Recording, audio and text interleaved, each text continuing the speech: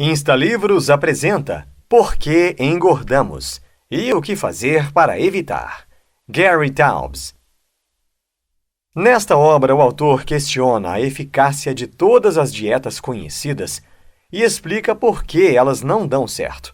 Trata-se da visão de um jornalista a respeito de um tema tão discutido atualmente, e mesmo não sendo médico nem cientista, ele recebeu prêmios por suas publicações.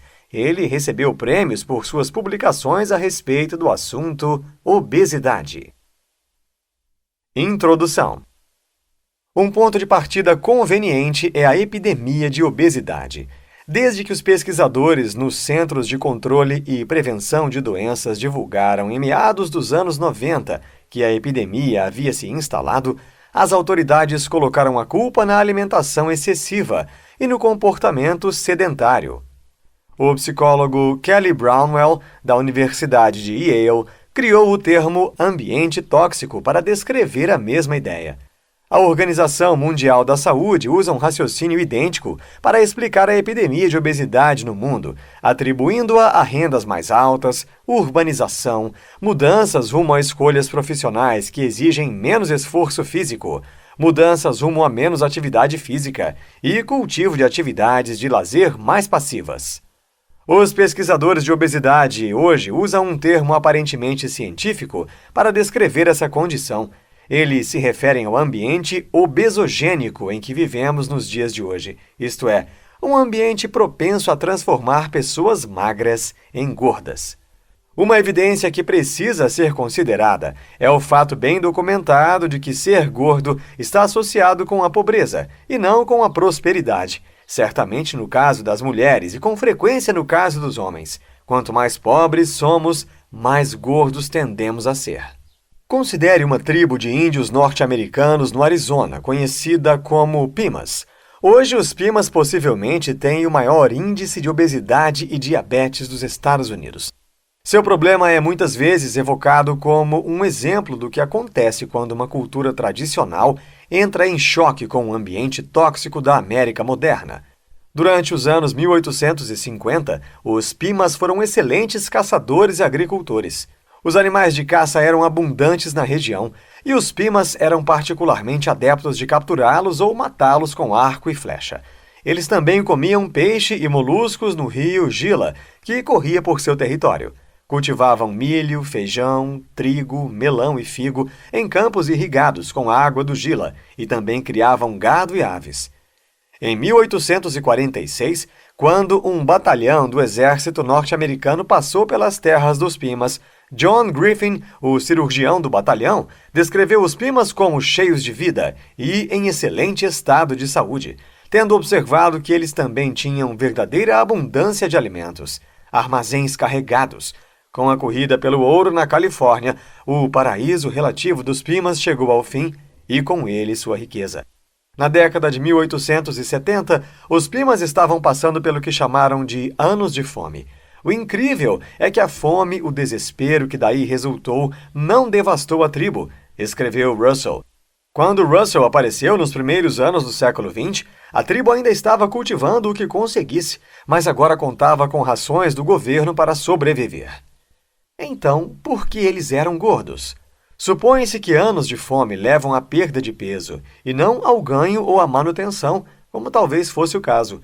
E se as rações do governo eram simplesmente excessivas, tornando a fome coisa do passado, por que os Pimas engordariam com as rações abundantes e não com a comida abundante que tinham antes da época de fome?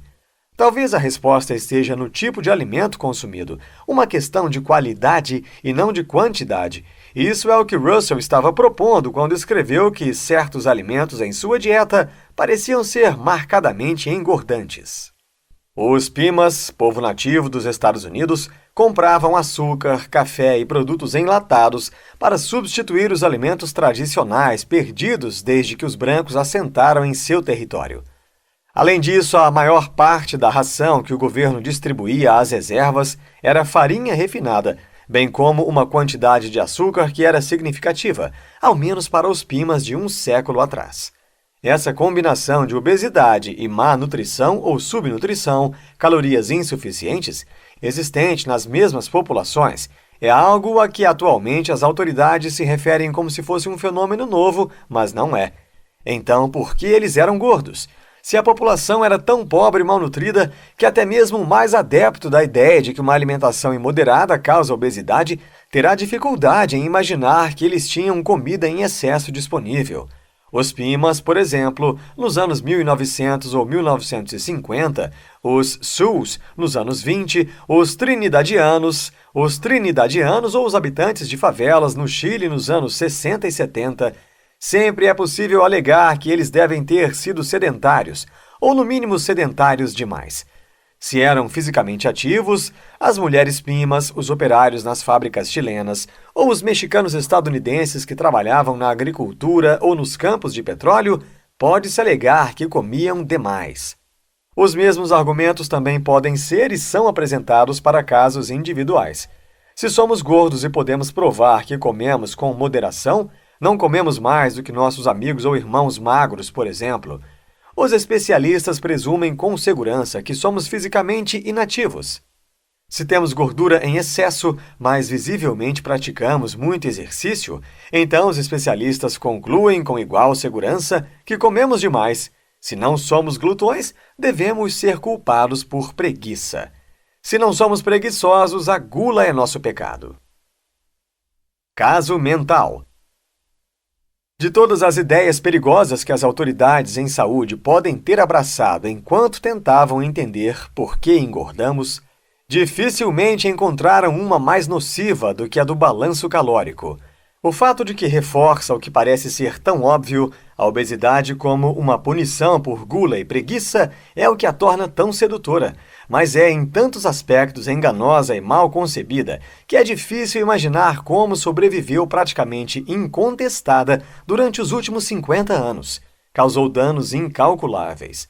Não só esse pensamento é, ao menos em parte, responsável pelo número cada vez maior de pessoas obesas e acima do peso no mundo, ao desviar a atenção das verdadeiras razões pelas quais engordamos, como serve para reforçar a percepção de que elas são as únicas culpadas por seu estado clínico.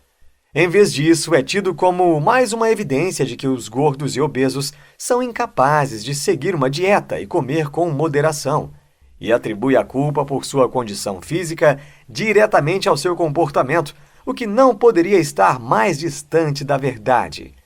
Tem de haver uma razão, é claro, para que alguém coma mais calorias do que gasta, em particular considerando-se que a punição por fazer isso é sofrer as crueldades físicas e emocionais da obesidade.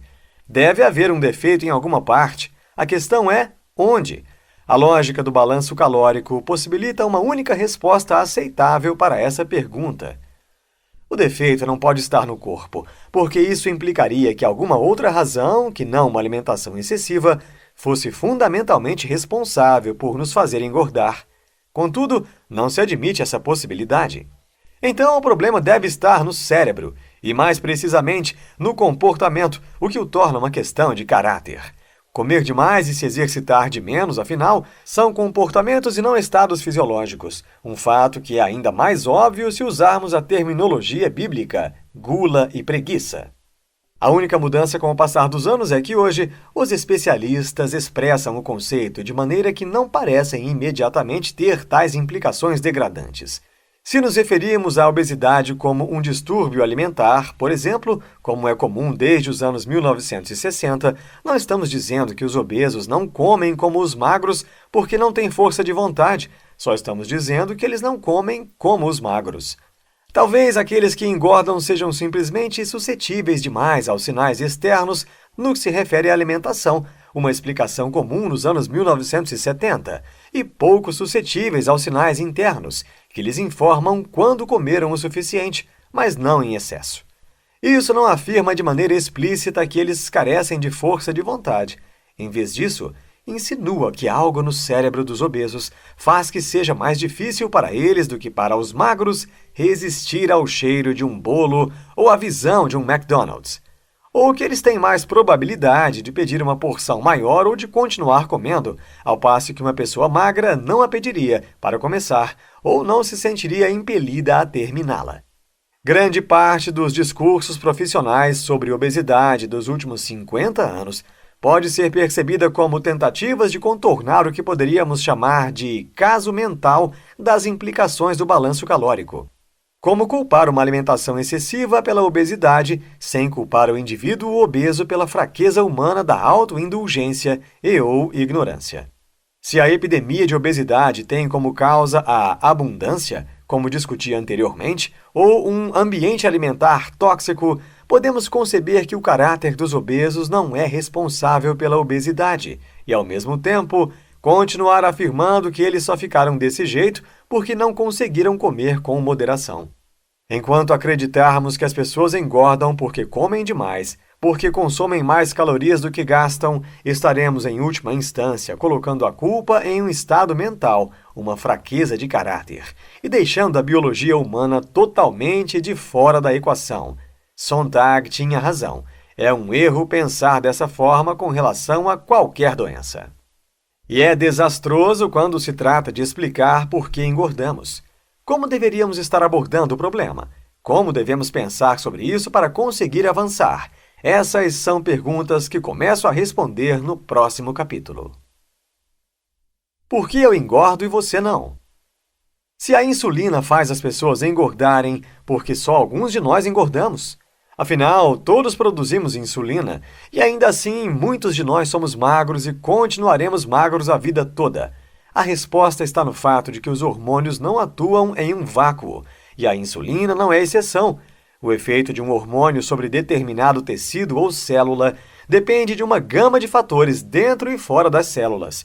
Isso possibilita que os hormônios tenham efeitos diferentes de uma célula para outra, de um tecido para outro, e até mesmo em diferentes estágios de nosso desenvolvimento e de nossa vida. Uma maneira de conceber a insulina nesse contexto é como um hormônio que determina como os combustíveis são distribuídos pelo corpo. Após uma refeição, a insulina e as várias enzimas que ela influencia, como a LPL, determinam que proporção dos diferentes nutrientes será enviada para os tecidos, quanto será queimado, quanto será armazenado e como isso mudará de acordo com a necessidade e com o momento. Ao consumir o mesmo alimento, contendo a mesma quantidade de carboidratos, algumas pessoas secretarão mais insulina do que outras, e com isso terão mais tendência a acumular gordura e a ter menos energia. Todavia, outro fator importante é o quanto suas células são sensíveis à insulina e com que rapidez elas se tornam insensíveis. A propriedade chamada resistência à insulina, em resposta à insulina que você secreta. A ideia de ser resistente à insulina é absolutamente crucial para entender as razões pelas quais engordamos e também muitas das doenças associadas a isso. Eu a retomarei com frequência. Quanto mais insulina você secreta, maior a probabilidade de que suas células e seus tecidos tornem-se resistentes a essa insulina. Isso significa que será necessária mais insulina para fazer o trabalho de remoção da glicose, mantendo o açúcar no sangue sob controle. O problema, ou a solução, dependendo do ponto de vista, é que o pâncreas responde secretando ainda mais insulina, e o resultado é um ciclo vicioso. Suas células respondem de forma diferente à insulina. Células adiposas, células musculares e células hepáticas não se tornam resistentes à insulina todas ao mesmo tempo, no mesmo nível ou da mesma maneira. Algumas dessas células se tornarão mais ou menos sensíveis à insulina do que outras, o que significa que a mesma quantidade de insulina terá maior ou menor efeito em diferentes tecidos. Se seus músculos forem relativamente insensíveis à insulina, em comparação às suas células de gordura, seu tecido adiposo será o repositório de uma parcela desproporcional das calorias que você consome. Em consequência, você será gordo e sedentário. O modo como seus tecidos reagem a variações na insulina mudará com o tempo. De fato, a sabedoria convencional de que aqueles de nós que engordamos quando chegamos à meia-idade o fazemos porque nosso metabolismo desacelera, provavelmente inverte a relação de causa e efeito. O mais provável é que nossos músculos tornem-se cada vez mais resistentes à insulina, e isso destine uma proporção maior da energia que consumimos para as células adiposas, deixando menos disponível para ser usada como combustível pelas células dos músculos e dos órgãos. Essas células agora geram menos energia, e é isso que queremos dizer quando afirmamos que nosso metabolismo desacelera. Nossa taxa metabólica diminui. Mais uma vez, o que parece ser uma causa do acúmulo de gordura, a desaceleração de nosso metabolismo, é na verdade um efeito. Você não engorda porque seu metabolismo desacelera. Seu metabolismo desacelera porque você está engordando. O que podemos fazer? Se você nasceu predisposto a engordar, é algo que está além do seu controle. O que os princípios elementares da adiposidade nos ensinam, entretanto, é que essa predisposição é acionada pelos carboidratos que ingerimos, por sua quantidade e qualidade. Como afirmei antes, são os carboidratos que, em última instância, determinam a secreção de insulina. E a insulina é o que leva à acumulação de gordura corporal. Nem todos engordamos ao comer carboidratos. Porém, para aqueles que engordam, os carboidratos são os culpados. Quanto menos carboidratos ingerirmos, mais magros seremos. Em um mundo sem dietas ricas em carboidratos, a obesidade também seria uma condição rara. Não que todos os alimentos que contêm carboidratos sejam igualmente engordantes. Esse é um ponto crucial. Os alimentos mais engordantes são os que têm o maior efeito sobre os níveis de insulina e o açúcar em nosso sangue. São as fontes concentradas de carboidratos, em particular os que podemos digerir depressa, qualquer coisa feita de farinha refinada, pães, cereais e massas, carboidratos líquidos, cerveja, suco de fruta e refrigerante, e amidos, batata, arroz e milho. Esses alimentos inundam a corrente sanguínea com glicose rapidamente. O açúcar no sangue dispara, a insulina dispara, nós ficamos mais gordos. Não é de surpreender que, durante cerca de 200 anos, esses alimentos foram considerados particularmente engordantes. Esses alimentos também são, quase invariavelmente, as calorias mais baratas disponíveis. Essa é a explicação óbvia para por que, quanto mais pobres somos, mais gordos tendemos a ser. A maioria dos países de terceiro mundo tem um consumo elevado de carboidratos, escreveu Rolf Richards, o jamaicano especialista em diabetes, em 1974. É concebível que a disponibilidade de amido em detrimento da proteína animal, suprindo as principais necessidades calóricas dessas populações, leve a um aumento da lipogênese, formação de gordura, e ao desenvolvimento da obesidade. As pessoas nessas populações engordam não porque comem demais ou porque são sedentárias, mas porque os alimentos que elas ingerem, os amidos e grãos refinados que compõem a maior parte de sua dieta, assim como o açúcar, são literalmente engordantes. Por outro lado, os carboidratos contidos em vegetais de folhas verdes, como espinafre e couve, estão unidos com fibras insolúveis e levam muito mais tempo para ser digeridos e entrar em nossa corrente sanguínea. Esses vegetais contêm mais água e menos carboidratos digeríveis com relação ao seu peso do que os amidos como batatas. Temos de comer mais para obter a mesma quantidade de carboidratos, e esses carboidratos levam mais tempo para ser digeridos. Os carboidratos contidos em frutas, embora relativamente fáceis de digerir, também são mais diluídos pela água e por isso menos concentrados que os carboidratos contidos nos amidos. As frutas não precisam ser processadas antes de serem ingeridas. São livres de gordura e de colesterol. Têm vitaminas, sobretudo vitamina C e antioxidantes, e segundo essa lógica, devem ser boas para nós. Porém, se somos predispostos a acumular gordura, é bem provável que a maioria das frutas piore o problema. Os piores alimentos para nós, quase sem dúvida, são os açúcares, em particular a sacarose, açúcar de mesa, e os xaropes de milho ricos em frutose. Recentemente, as autoridades em saúde pública e os jornalistas passaram a atacar o xarope de milho rico em frutose como uma das causas da epidemia de obesidade. A sacarose, a substância branca granulada que colocamos em nosso café e polvilhamos em nosso cereal, é metade frutose e metade glicose. O xarope de milho rico em frutose, na forma em que tipicamente consumimos em sucos, refrigerantes e iogurtes de frutas, tem 55% de frutose, 42% de glicose e 3% de outros carboidratos. É bem possível que, se nunca comêssemos esses açúcares, jamais ficássemos obesos ou diabéticos, mesmo que a maior parte de nossa dieta ainda fosse composta de farinha e carboidratos ricos em amido. Isso explicaria por que algumas das populações mais pobres do mundo vivem à base de dietas ricas em carboidratos e não ficam obesas nem diabéticas, ao passo que outras não têm a mesma sorte. Insta Insights. Nem sempre, quando reduzimos a quantidade de alimentos, conseguimos emagrecer. Exercícios físicos nem sempre emagrecem. Pessoas que se alimentam da mesma forma podem ou não desenvolver a obesidade. Neste livro, você aprendeu que durante muito tempo as pessoas obesas foram vistas como preguiçosas comilonas e com pouca força de vontade. Porém, esse livro explica que o alimento age de forma diferente em cada pessoa. Alguns indivíduos nascem com a predisposição genética de serem magros e outros de serem obesos. Gostou e quer aprender mais? O Insta Livros recomenda a leitura de A Coragem de Ser Imperfeito, Brené Brown.